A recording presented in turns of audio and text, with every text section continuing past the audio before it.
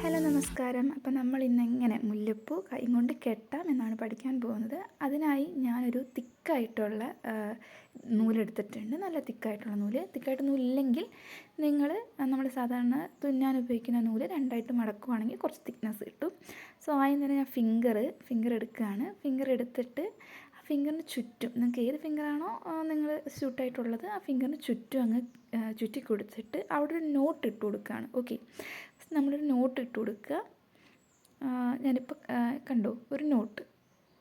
ഈ നോട്ട് ഈ ഹോളിൻ്റെ ഉള്ളിലേക്ക് നമ്മൾ 2 പൂക്കൾ ഇൻസേർട്ട് ചെയ്ത് കൊടുക്കും.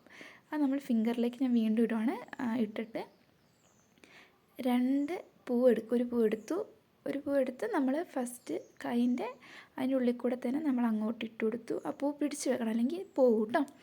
സെക്കൻഡ് വൺ നമ്മൾ വീണ്ടും അതിൻ്റെ ഓപ്പോസിറ്റ് ഡയറക്ഷനിൽ നമ്മൾ പൂ ടൈറ്റൺ ചെയ്ത് കൊടുക്കുകയാണ്. വെച്ചിട്ട് ടൈറ്റ് ചെയ്ത് കൊടുത്തു. നല്ല ടൈറ്റായിട്ട് അത് ഇരുന്നോളും. നല്ല ടൈറ്റൺ ആക്കണം, അല്ലെങ്കിൽ ലൂസായ ഊരിപ്പോരും കേട്ടോ. ഈ സെക്കൻഡ് സ്റ്റെപ്പ് വീണ്ടും ഇതങ്ങ് റിപ്പീറ്റ് ചെയ്യുക എന്നുള്ളതാണ്. ആ പൂവിനോട് ചേർന്ന് തന്നെ നമ്മുടെ ഫിംഗർ വെക്കുക.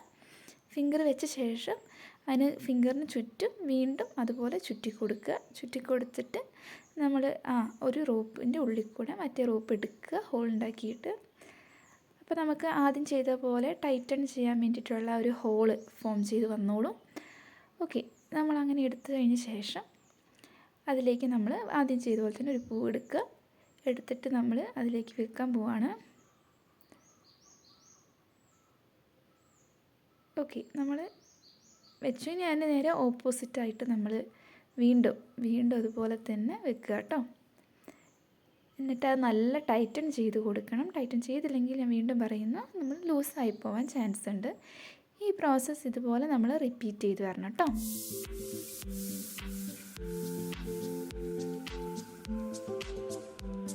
സോ അത് ഫുള്ളി കംപ്ലീറ്റ് ചെയ്ത് വന്നു. ഇത് നിങ്ങൾ നോക്കൂ, കറക്റ്റായിട്ട് പെർഫെക്റ്റായിട്ട് വന്നിട്ടുണ്ട്. നൂലൊക്കെ നല്ല ടൈറ്റായിട്ട് തന്നെ ഇരിക്കുന്നുണ്ട് കേട്ടോ.